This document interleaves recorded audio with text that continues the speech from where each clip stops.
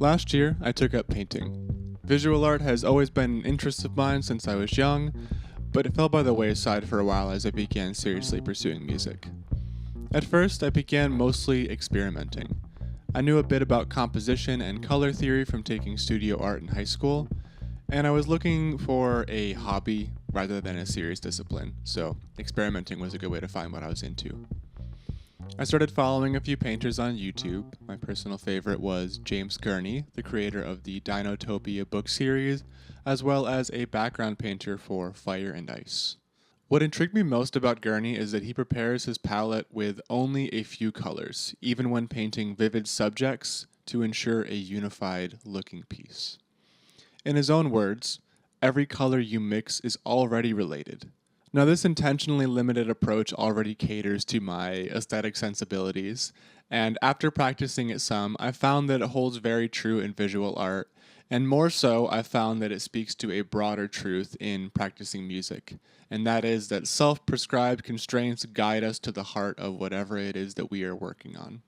My last piece was on basic major and minor scale and chord fluency. Continuing with the painting metaphor, this is akin to learning how to deal in your primary red, yellow, and blue colors. If you are still working on your basic chords and scales, I would encourage you to start there. This week's piece, however, is a deeper and more nuanced study of the same idea, leaving the greens, browns, and other midtones off the palette and instead working to produce those tones with a palette of only 4 or 5 colors. This piece will provide a framework for deeply exploring tonalities with the aim of uncovering melodic and harmonic conventions to advance your ability to improvise and compose. This piece will include references to a PDF of a practice method I've developed for free download that is available on my Substack link below. And if you have the means to support my work, consider subscribing there to support the publishing of these resources for free public access.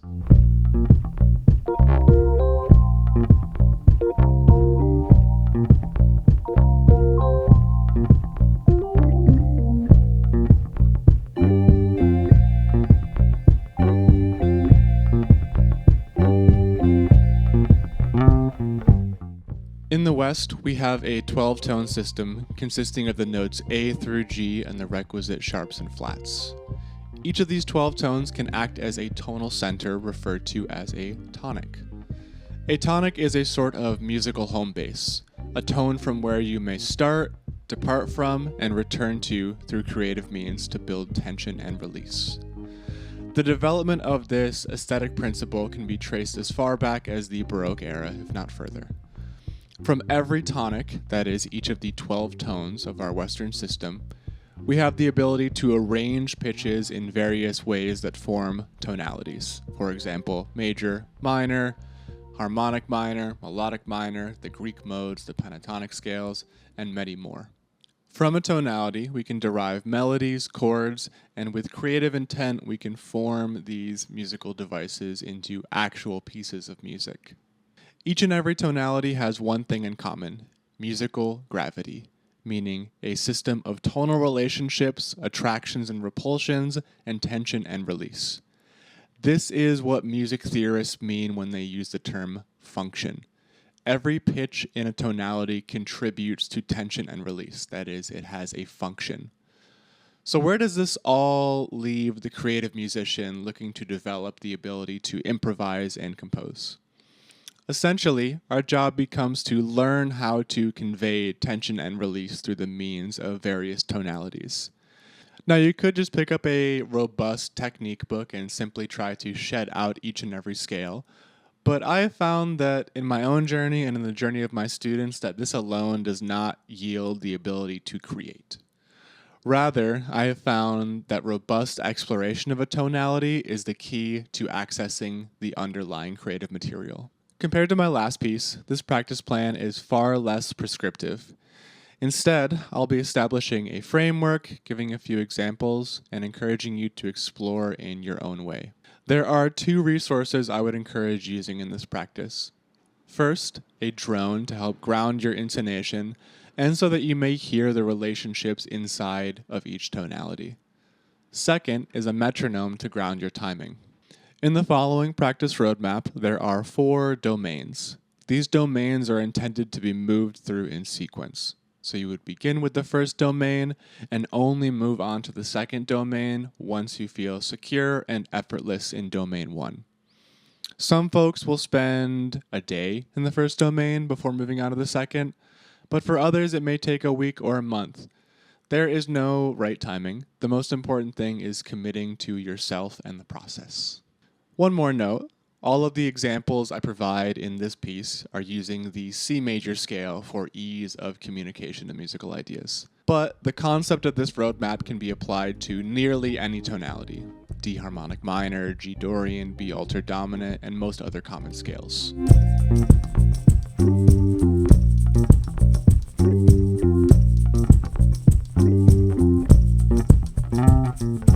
Now, let's take a look at the 4 domains of this practice roadmap. Domain 1 is basic scale fluency. This is the most straightforward part as well as the entry point for this practice methodology. In this domain, you'll work out the basic notes of each scale before you dive too deep into exploration.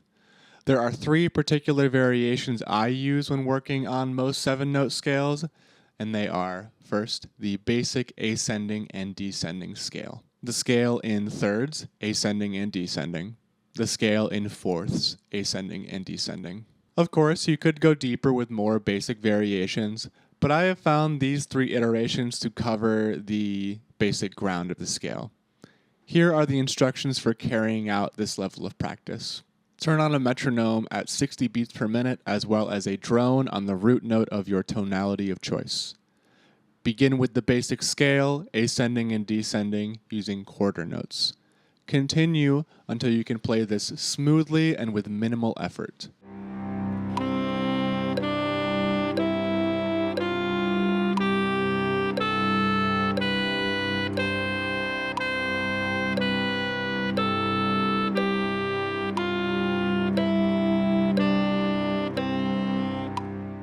Double the pace with eighth notes, continuing until you can play this smoothly and with minimal effort.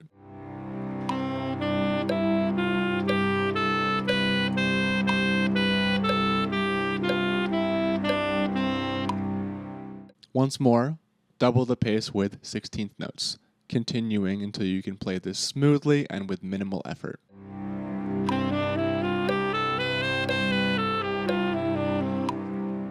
Repeat steps 2 through 4 for the scale in thirds and fourths.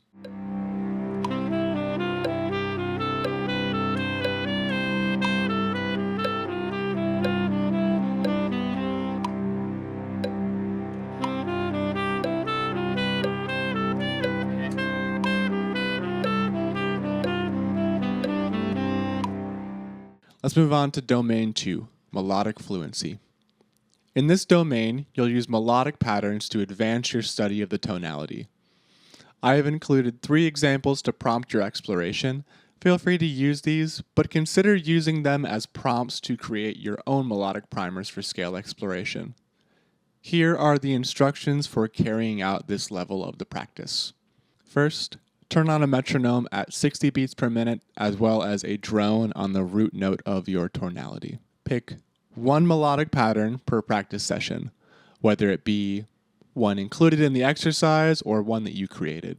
Play the pattern in quarter notes, ascending and descending. Continue until you can play this smoothly and with minimal effort. Double the pace with eighth notes, continuing until you can play this smoothly and with minimal effort. Once more, double the pace with 16th notes, continuing until you can play this smoothly and with minimal effort. Here is an example of a pattern you might utilize.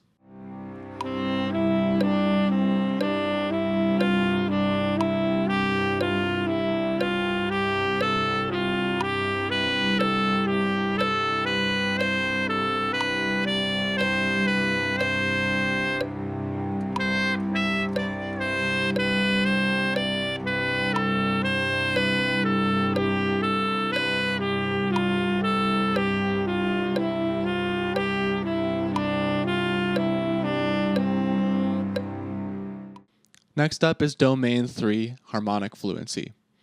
In this domain, you'll use harmonic patterns to advance your study of the tonality. I've included 6 examples to prompt your exploration. Feel free to use these, but consider using them as prompts to create your own harmonic primers for scale exploration. Here are the instructions for carrying out this level of practice. First, turn on that metronome at 60 beats per minute, as well as that same drone on the root note of your tonality of choice. Pick one harmonic pattern per practice session, whether it be the one included in the exercise or one you created. Play the pattern in quarter notes, ascending and descending. Continue until you can play this smoothly and with minimal effort. Double the pace with eighth notes, continuing until you can play this smoothly and with minimal effort. Once more, double the pace with 16th notes, again, continuing until you can play this smoothly and with minimal effort. Here is an example of a pattern you might utilize.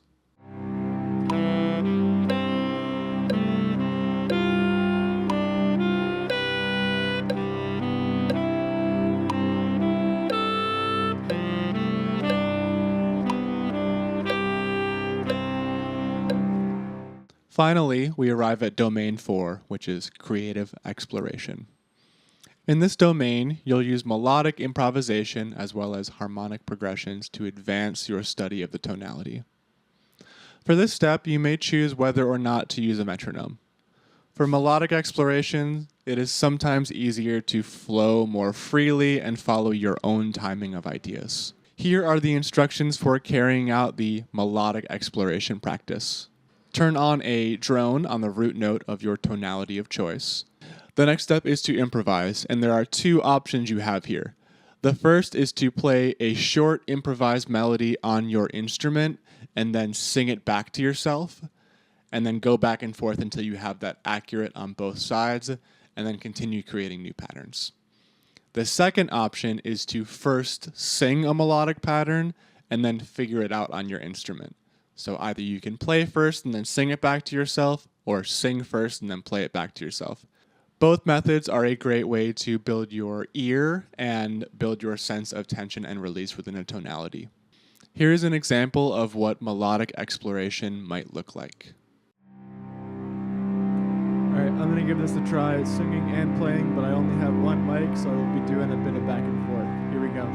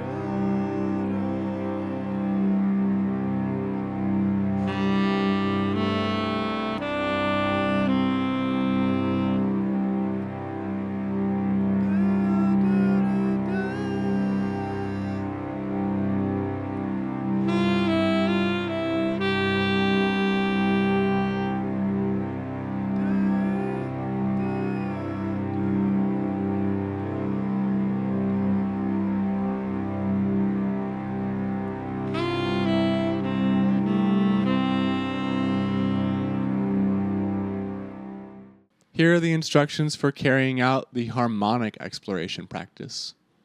Turn on a drone of the root note of your tonality of choice. Write out a chord progression using the given chords of your tonality, This can use as few or as many chords as you wish. Play through the chord progression in either chords or arpeggios depending on the instrument. Begin in root position, and once you are comfortable, try playing through it with chord inversions that demonstrate smooth voice leading. Here is what harmonic exploration might look like.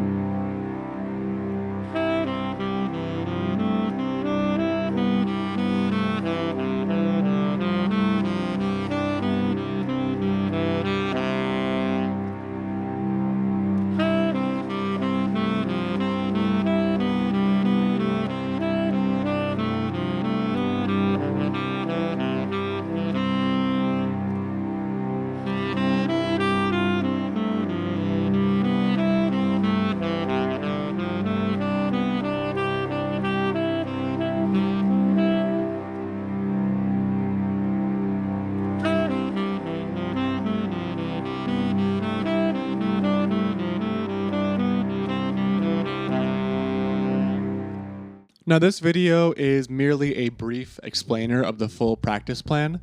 If you're looking to dive in, you can find the full exercise for free download on my Substack link below. And if you have any questions, please leave a comment and I will do my best to guide you in your own practice.